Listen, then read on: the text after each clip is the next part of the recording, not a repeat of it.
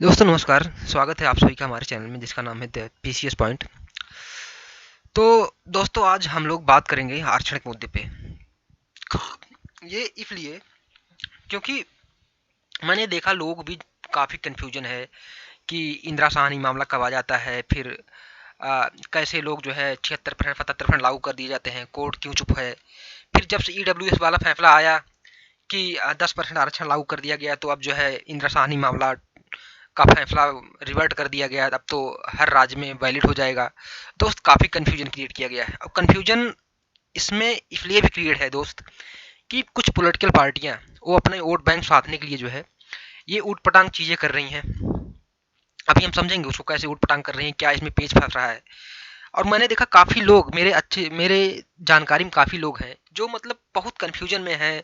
और मैंने भी देखा कि लोग जो है इसीलिए बहुत क्लियरिटी नहीं हो पा रहा, क्योंकि इसमें मैक्सिमम क्या होता है हमारे यहाँ इंडिया में अभी फिलहाल टीवी डिबेट में बैठते हैं वही लोग, उनके इनपुट वहीं से लेते हैं। और टीवी डिबेट में पॉलिटिकल आदमी ज़्यादा उसमें हावी रहते हैं। तो एक न्यूट्रल वे, एक सधा हुआ नज़रिया बनाने में कोई मदद खास मिलता नहीं मुझे लगता है। और दोस्त मैं आपको बताऊं, मैं इस मुद्दे को लेकर, तमिलनाडु वाले मुद्दे को लेकर खुद जो है काफ़ी परेशान रहा हूँ। सच बताऊं, इसका मुझे जब तक आंसर नहीं मिला तब तक मैं इसको कुछ बोलने से एकदम चुप रहा। और मुझे इसका आंसर मिल गया कि तमिलनाडु वाला मैटर क्या था और क्यों मुझे परेशान कर रहा था। इसे मैं अभी डिस्कस करूंगा, जो है आगे डिस्कस करूंगा।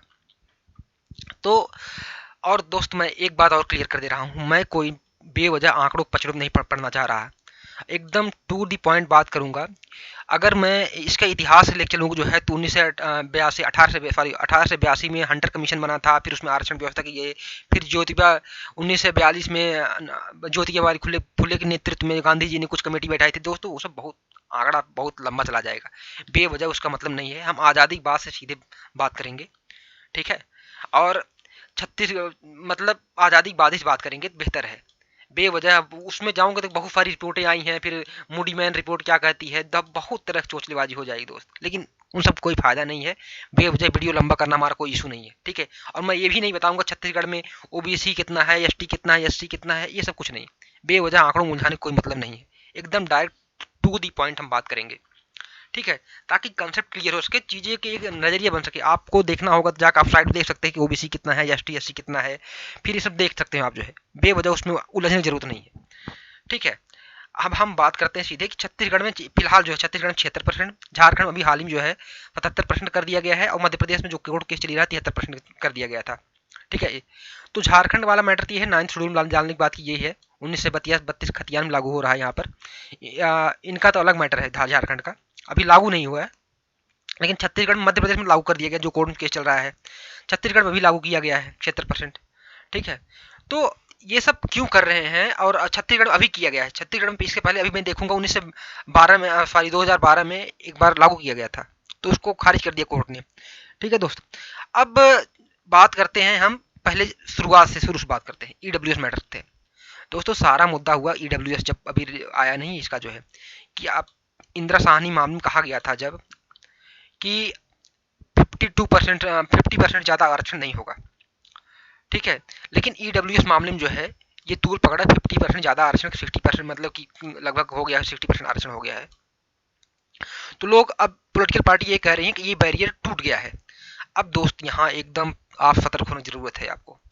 अब यही लोग आप बेवकूफ़ बना रहे हैं, मैं देख रहा हूँ लगातार, मैं देख रहा हूँ टीवी डिबेट लेकर हर जगह जो है लोग कैसे आपको, लोग एक सही जानकारी नहीं डिलीवर कर रहे हैं, ठीक है दोस्त। जो ईडब्ल्यूएस मैटर है ये आर्थिक मैटर है। ये आर्टिकल 15 और 16 में ये संशोधन करके एक नया क्लॉज डाला गया है, जबकि इंदिरा साहनी मामले में कहा गया था। अभी मैं देखूँ इंदिरा साहनी मामले में देखूंगा आगे जो है क्या है, लेकिन तब तक हम ये समझ लेते हैं इंदिरा साहनी मामले में कहा गया था कि सामाजिक आधार पे आरक्षण 50% ज़्यादा नहीं होना चाहिए।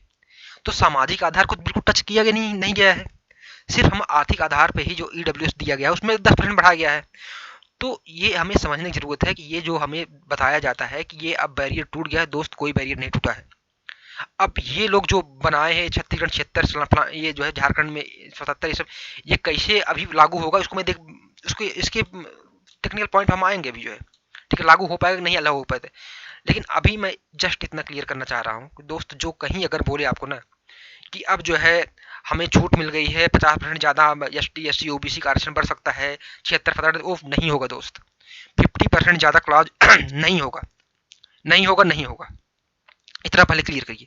EWS मुद्दा अलग है, ये जो है आर्थिक आधार पर आरक्षण दिया गया है, न कि सामाजिक आधार पे। तो जो सामाजिक आधार पे मामला है वो जो है 50% ज़्यादा नहीं होगा। अभी तक इंदिरा साहनी मामले में ये जजमेंट आया है। अभी मैं देखूंगा कि इंदिरा साहनी मामले में कैसे कैसे किस किस राज्यों ने वायलेट किया था, तो वहाँ उनका जो है रिजर्वेशन रद्द हो गया था, उसको हम अभी देखेंगे।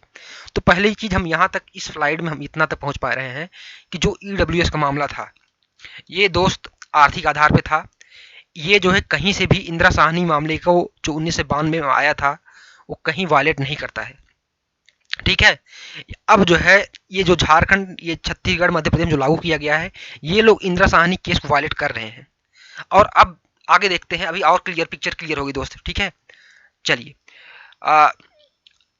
देखिए दोस्त, इंदिरा साहनी मामले में 9 जजों की बेंच बैठी थी, ठीक है। ये 9 जजों की बेंच बैठी थी। अब मैं यहाँ चाहूँ तो इंदिरा साहनी मामले पूरी डिटेल में एक्सप्लेन करूँ, इंदिरा साहनी कौन थे, फिर स्टेट ऑफ इंडिया के वर्सेस कैसे केस में बढ़ा के क्या मैटर था दोस्त, उसमें जाने की कोई जरूरत नहीं है। बेवजह डिटेलिंग में जाके हम इसको 4 घंटे या 10 घंटे बोलेंगे इस पर, जो है पूरे टॉपिक पर बोलना शुरू करूँ जो है तो भी कम पड़ जाएगा दोस्त, ठीक है। इसलिए जितना हम बता रहे हैं उतने एकदम कंसेप्ट क्लियर करिए आप, जो है बस इतना समझिए। फिलहाल इंदिरा साहनी मामले 1992 में एक जजमेंट आया था। जजमेंट में ये कहा गया था कि 50% ज़्यादा कोटा अब फिक्स कर दिया जाए, अब इससे ज़्यादा आरक्षण नहीं दिया जा सकता, ठीक है दोस्त। अब इतना तक समझ लीजिए, यहाँ तक था, ठीक है। अब जब EWS मैटर आया तो लोग कह रहे 50% ज़्यादा बैरियर टूट गया है, लेकिन इंदिरा साहनी मामले में ये कहा गया था सामाजिक आधार पे, न कि आर्थिक, कोई नहीं जोड़ा गया। जो आर्थिक आधार पर आरक्षण दिया गया है वो 10% अलग दिया गया है। तो इंदिरा साहनी मामले जो भी मैटर को कोर्ट आदेश को जो वायलेट करेगा जो भी, वो रद्द हो जाएंगे। अब देखो जो जो मामले रद्द हुए इंदिरा साहनी आधार मामले दोस्त, अब मैं उसको उनको देख लेता हूँ। अब फ्रेंड्स यही लोग ना आप लोग भरमाते हैं। मराठा आरक्षण जो पारित हुआ था, 16% अधिक आरक्षण किया गया था, रद्द कर दिया कोर्ट ने, सीधे सीधे रद्द मार दिया, ठीक है। 50% ज्यादा 66% हो गया था। आंध्र प्रदेश में 2000 में 100% आरक्षण कर दिया गया दोस्तों। जो ST बाहुल्य है क्षेत्र है उनमें जो टीचर की बहाली होगी उनमें ये 100% ST ही रहेंगे उनके टीचर। उसके आधार पर उन्होंने रद्द कर दिया कि आप जो है ये जो है 100% आरक्षण नहीं दिया जा सकता, उस आधार पर सुप्रीम कोर्ट ने रद्द कर दिया, ठीक है दोस्त। 2012 में छत्तीसगढ़ में, मैं लिखना भूल गया, छत्तीसगढ़ में 58% कर दिया गया था, जो कि इंदिरा साहनी मामले का ही हवाला देकर इसको रद्द किया गया था दोस्त। ये 3 मामले जो थे फिलहाल जो है इंदिरा साहनी बेस पे रिजेक्ट कर दिए गए कि भाई आप जो है 50% ज़्यादा आरक्षण नहीं दे सकते हो दोस्त। यहाँ तक क्लियर हुआ बात कि इंदिरा साहनी मामले में जो भी अभी तक जो मैटर आए हैं वो सब जो है खारिज हुए हैं, ठीक है। तो अब आगे क्या देखते हैं दोस्तों, आगे क्या, आगे इतना तक क्लियर हुआ। पहले EWS वाला मैटर क्लियर हुआ क्या था। अभी जो हम डिस्कस किए कि इंदिरा साहनी मामले में जो भी आएगा मैटर जो है, आरक्षण 50% ज़्यादा जहाँ जहाँ होगा वो खारिज होगा दोस्त। अब आगे बढ़ते हैं, चलिए। हाँ, अब दोस्त पहली चीज हम तमिलनाडु वाला मैटर समझ लेते हैं। तमिलनाडु का मैटर थोड़ा अलग टाइप का है। ये जो है 69% कर दिया गया है, बहुत पहले से है। अब आप कहोगे जब इंदिरा साहनी मामले में कहा गया है कि 60% ज़्यादा 50% ज़्यादा आरक्षण नहीं लागू हो सकता है, तो 69% कैसे सस्टेन कर रहा है दोस्त। यहाँ अब थोड़ा ग्लिच है, यही चीज़ मुझे समझने में बहुत दिन लग गया। मैं कई टीचरों से मिला, कई लोगों से बात की, लेकिन तब भी नहीं समझ में आया। मैं फिर बहुत इस पर एफर्ट मारा, तब जाकर मुझे समझ में आई चीज़ें दोस्त। अब यहाँ समझने की जरूरत है। हुआ क्या था दोस्त, आज़ादी के बाद से ही हमारे यहाँ संविधान में ये 15% SC को और 7.5% ST को आरक्षण दिया गया है बिफोर 1990, ठीक है। 1990 के पहले, और 1990 मंडल कमीशन आया जो है, हालांकि मंडल कमीशन 1980 में बना था, तो मंडल कमीशन के आधार पर 27% रिजर्वेशन जो है OBC रिजर्वेशन दे दिया गया 1990 में, मंडल कमीशन का आधार बना के एक्स्ट्रा। मतलब ये था कितना था, 22.5% ये था, और 27% 49.5% टोटल रिजर्वेशन हो गया दोस्त, ठीक। यहाँ तक क्लियर। अब ये देखिए, जिस समय 1990 से पहले तक जो भारत में 22.5% था, उसी वक्त दोस्त तमिलनाडु में जो है 1971 तक रिजर्वेशन 41% था। वहाँ का जो रिजर्वेशन का सिस्टम था दोस्त वो अलग है, कास्ट सिस्टम है वो अलग टाइप का है। अब ये ग्लिच समझिएगा दोस्त, भारत में, पूरे भारत में लागू था 22.5% और तमिलनाडु में उसी वक्त 41% था। ठीक है दोस्तों। दूसरी चीज, 1990 में 89 में एक नई कैटेगरी इंट्रोड्यूस की गई है। फिर उसके बाद 1990 में आते आते टोटल जो है 69% हो गया तमिलनाडु में। हालांकि उनका मतलब जो कास्ट सिस्टम है दोस्तों वो थोड़ा अलग टाइप का है। ठीक है, वहाँ का कल्चर, वहाँ का सिस्टम कुछ अलग टाइप चलता है। बस इतना समझिए 69% था 1990 में। अब दोस्त यहाँ बात आती है कि जब इंदिरा साहनी मामले में कहा गया है कि 50% क्रॉस जो ज़्यादा करेगा वो रिजर्वेशन सस्टेन नहीं करेगा, तो कैसे जो है 69 ये है। अब दोस्त देखिए, ये चीज़ लागू हुआ था 1990 में। ठीक है मेरे दोस्त। और इंदिरा साहनी मामला आया था जो है, मैं दिखा देता हूँ। ये देखिए, इंदिरा साहनी मामला आया था 1992 में। ठीक है दोस्त, ये जो है इंदिरा साहनी जजमेंट आने से पहले इनका लागू हो चुका था।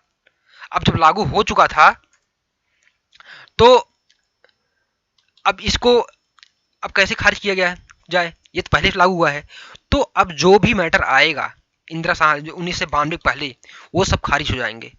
और ये पहले का ही मैटर था, यही थोड़ा मुझे ग्लिच समझ नहीं आ रहा था। और दोस्त ये 9th शेड्यूल में ही लागू हुआ है। अब मैं देखूंगा 9th शेड्यूल। अच्छा, अब आते हैं 9th शेड्यूल पे। दोस्त यहाँ तक क्लियर हो गया होगा हमें लगता है, बाकी अभी देखते हैं, अभी और आगे देखते हैं। ठीक है दोस्त, ये देखो ना, इसका हवाला लोग खूब देते हैं 9th शेड्यूल का। अब पॉलिटिकल पार्टी कहती है हमारा जो आरक्षण वाला मुद्दा है उसको 9th शेड्यूल में डाल दिया जाए। दोस्त ये 9th शेड्यूल जो है ना, अब इसका भी थोड़ा मुझे ग्लिच, इसको समझिएगा आप, ग्लिच समझिएगा। यहाँ पर लोग कैसे आपको भरमाएंगे। ठीक है, ये पॉलिटिकल पार्टी ये पागल बना के छोड़ेंगे, सही बता रहा हूँ मैं। आपको जागरूक होना पड़ेगा दोस्त। 1992 में जो लैंड रिफॉर्म आया था, उस वक्त तो माननीय पंडित जवाहरलाल नेहरू जी बहुत सारे मुद्दे फैफ रहे थे। तो उन्होंने कहा कि जो चीज़ 9th शेड्यूल में डाल दिया गया, एक अलग, पहले भारतीय संविधान में 8 शेड्यूल थे, उसके बाद उन्होंने 9th शेड्यूल जोड़ा कि अब जो मुद्दे जो है 9th शेड्यूल में जाएंगे उन पे कोर्ट रिव्यू नहीं करेगा। ताकि उन्होंने अपने लिए एक आसान कानून बनाया ताकि जो है इस पे हमारी नीतियों को अच्छे से लागू किया जाए। खैर वो उस वक्त की ज़रूरत थी, ठीक है। लेकिन दोस्त 1973 में केशवानंद भारती मामला एक जो है, उसमें ये कहा गया कि ऐसा नहीं कि 9th शेड्यूल जो है एब्सोल्यूट हो गया है, हम जो है सब चीज़ पे रिव्यू करेंगे। 9th शेड्यूल अगर फंडामेंटल राइट को जहाँ तक वायलेट करेगी या फिर बेसिक स्ट्रक्चर को, वो हम वहाँ का हटा देंगे और ये नल एंड वाइड मान लेंगे। तो दोस्त अब 9th शेड्यूल भी जो है ना रिव्यू किया जाएगा। अब जो ये पॉलिटिकल पार्टियाँ कह रही हैं, जैसे झारखंड सरकार कह रही है कि 9th शेड्यूल हमारा डाल दिया जाए ये आरक्षण वाला मुद्दा, तो दोस्त 9th शेड्यूल डालने से कुछ नहीं होगा, रिव्यू तब भी होगा, कोर्ट तब भी इस पर बैरियर लगाएगी। समझ रहे हो ना, ये लोग बेवकूफ़ बना रहे हैं, आपको सही बता रहा हूँ मैं। ठीक है दोस्त, अब देखते हैं कि जो अंतिम फैसला, अंतिम मुद्दा देखते हैं हम जो है कि मध्य प्रदेश, छत्तीसगढ़ और झारखंड जो लागू हुआ है, ये क्या रद्द होगा। दोस्त अब मैं यहाँ एकदम पॉइंट एकदम बता दे रहा हूँ। वो जो है इंदिरा साहनी वाला मामला था, 9 जजों की बेंच थी दोस्त। ठीक है और अब अगर 9 जजों बेंच ये जाते, इन लोगों को मैटर सुनवाई 9 जजों बेंच सुनती है और आगे कह देती है कि भाई आप जो है रिव्यू करने का समय आ गया है और इंदिरा साहनी मामले जजमेंट को जो है आगे हम कुछ कार्रवाई करना चाह रहे हैं, तो दोस्त अगर 13 या 11 या 13 जज, क्योंकि ये ऑड नंबर में ही हमेशा जज बैठते हैं। ठीक है, जो और आपको पता है कॉन्स्टिट्यूशन बेंच जो है 5 जज कम बैठती नहीं है। ठीक है दोस्त, तो 11 या 13 जजों की बेंच बैठेगी अगर, और वो अगर फैसला सुना देती है कि मध्य प्रदेश और छत्तीसगढ़ और झारखंड की जो है ये रिजर्वेशन सही है, तो फिर ये सस्टेन कर जाएगा। वरना दोस्त ये जो है ना खारिज होना ही है। अगर 9th जजों बेंच बैठेगी और कह देगी कि अब जो है ये मामला आगे सुनवाई किया जाए, अब खारिज तो तभी होगा ना कि जब जो है खारिज मतलब कि तब खारिज पहले हो जाएगा। एक ही संभावना है कि ये जो है ये आरक्षण सस्टेन कर जाएगा इन लोगों का कि 11 या 13 जजों जज बैठे, बेंच बैठे अब, और उसके बाद ये लोग पारित कर देंगे नहीं ये आरक्षण इनका जो है सही है, तो पास हो सकता है। अब देखते हैं कि ये 11 या 13 जजों की बेंच बैठती है या फिर यहीं से लोग यहाँ फिर इंदिरा साहनी मामले का हवाला देके फिर इन लोगों को जो है खारिज कर दिया जाता है। दोस्त अब देखो फाइनल डिसीजन, फाइनल जो मैं बोलना चाह रहा हूँ, इंदिरा साहनी मामले का हवाला देख इनको भी खारिज किया जा सकता है, पहली चीज। और इनको खारिज नहीं करने का एक ही तर्क होगा कि 11 या 13 जजों की बेंच बैठाया जाए, क्योंकि इंदिरा साहनी मामले में 9 जजों की बेंच बैठी थी। अब अगर इस 9 जजों बेंच को जो है वायलेट करना है, कुछ इनसे इतर डिसीजन देना है, तो 11 या 13 जजों बेंच बैठानी पड़ेगी। तो दोस्त पास भी हो सकता है और फेल भी हो सकता है इनका जो ये जुडिशन है। तो अब देखना बात यह है कि क्या होता है आगे। ठीक है दोस्त, अब जैसा होगा देखा जाएगा। मुझे लगता है कि मैंने पूरा कोशिश किया है समझाने की, और बेवजह आंकड़ों में लेने से बचा हूँ, बिल्कुल बचा हूँ, क्योंकि मुझे पता है अगर इसको खींचना चाहूँ तो मैं 10 घंटे खींच सकता हूँ दोस्त। तो अगर आपको जो भी अगर न समझ में आया, कुछ अगर पूछना है तो सर कमेंट खुला है, आप पूछिएगा जरूर जो है। ठीक है मित्रों, ठीक है, चलते हैं, धन्यवाद, ओके।